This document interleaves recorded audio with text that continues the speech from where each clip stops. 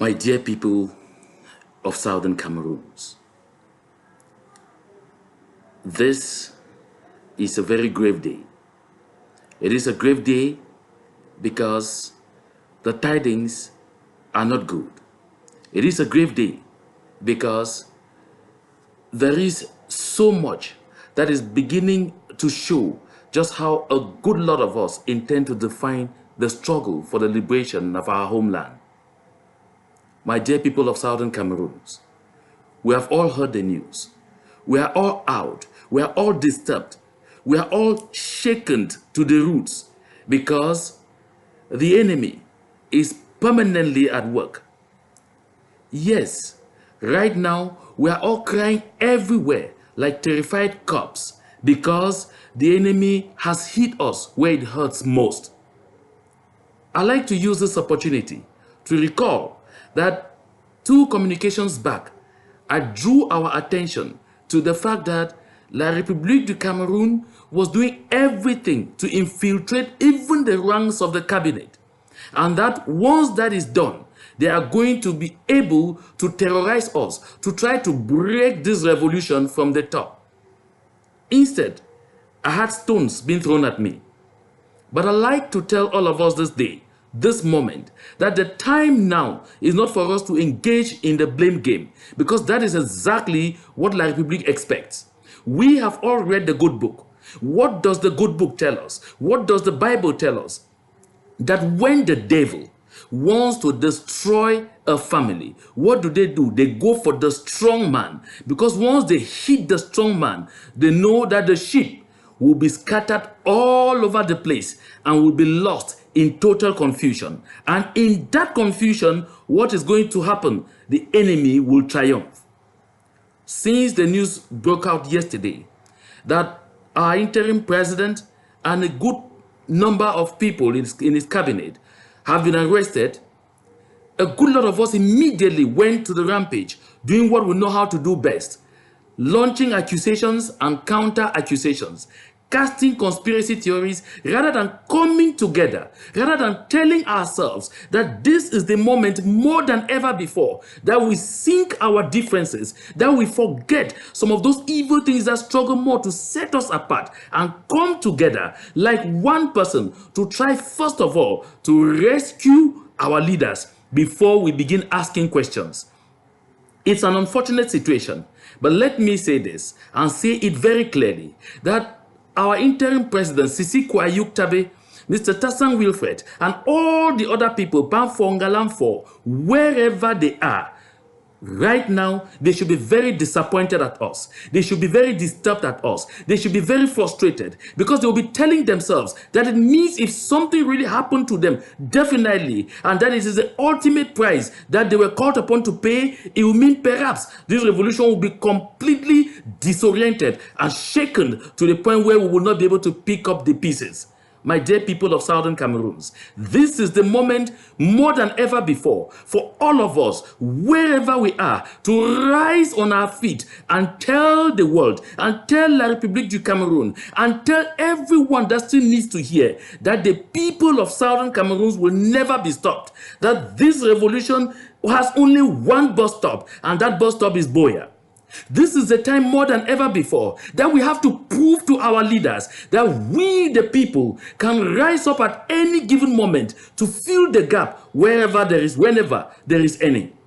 My dear people of Southern Cameroons, on the 17th of January, in the year of our Lord 2017, when this kind of situation happened, when Yaoundé fell on Baris and Congo Felix Agbabala and Fontem Neba, who were the leaders of the consortium, the organization that was calling the shots at the time. What did I do? I was the one lone man standing in La République du Cameroun in Yaoundé, where I could have access to do something. And what did I do? I answered that very vital 3 a.m. call. I answered that call by immediately making other calls to those that could be available. And what did we do? We sat up, we worked through the night, such that by the time it was 6 a.m., the entire world rose up to find Comrade Tapang Ivor and Magbara comfortably seated on the driver's seat, and the revolution continued unabated.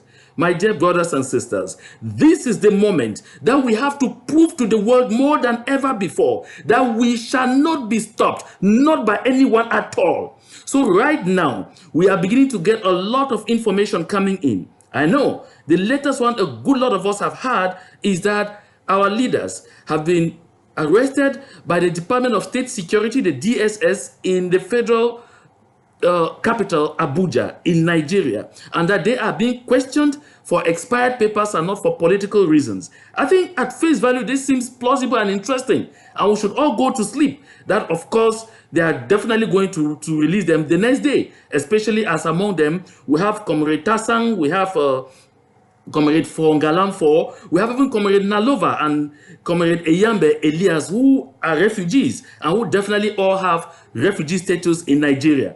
But folks, let me tell us one thing. We have to be very careful. Anytime the enemy takes one little step, it is to see what will happen. It is to see what we will do. It is to test the grounds to see how far we can go. Let me call our attention to the fact that this is the time that each and every one of us on planet Earth, whether you are in Manila, whether you are in South Africa, whether you are in Ottawa, whether you are in Washington, D.C., whether you are even in Bamenda or in Boya, in Kumba, in Ekondotiti or wherever, we must all rise like one man and tell the world that none of us shall go to sleep when any of our leaders has been touched. Right now, the observation is clear. If they say it is because of documents, then the authorities of Nigeria should definitely be on their way to sending people who don't have documents out of their country. They should be deported. And where do you deport people in your country who do not have documents? If you identify their countries, you will deport them to their countries of origin. We all understand what this means. Fellow Southern Cameroonians, ladies and gentlemen, if it is with your mouth that you can sing the song that will motivate people to fill the streets of Southern Cameroon like we saw it on the 22nd of October 2017, do it. If it is with your hands that you will beat the drums that will motivate everyone to leave their houses and fill the streets, begin to beat that drum. If at all it is with your legs that you will run from door to door and be asking people to come out and fill the streets, because we have to tell Yaoundé that this will not happen and go unpunished, then begin to do it. By every means, be involved. By every means, do something. And for those of us who are away from ground zero, every one of us must move now. Whether it is snowing, whether it is the wild harmattan, I don't care to know whatever conditions you are in. I don't care to know whatever atmospheric conditions you are battling with right now. The time is now to invade all Nigerian embassies and high commissions across the world. We must send a message to the federal government in Nigeria that you can't fool around with our leaders. Yes, the time is now to do it. This is the moment, more than ever before, that we must sink our differences, that we must stop the blame game, that we must all know that if one person is touched, we are all touched. This is when all for one and one for all makes a meaning. Let me remind us of the fine African proverbs that we know and that we are ignoring. We must rise to the occasion to prove that we are Africans and that we live by our values. Chinua Achebe, in one of his most celebrated books, said, whenever we hear the hawk has descended to pick the chicks, we must first of all run out there and make sure we chase away the hawk before we go around blaming the mother hen for wandering too long or too far into the forest. My dear brothers and sisters, have we forgotten that Fox Russell, that very delicate and stupid fox that captured this wonderful cock in the Nonsprit's tale in Chaucer's most celebrated The Canterbury Tales? When Fox Russell captured Chanticleer, we all recall that what caused the fox, that almighty fox, to vomit back Chanticleer the fastest possible was the commotion caused by all kind of objects, all the hens, all kind of objects, everyone, even the humans present. That is what resulted to it.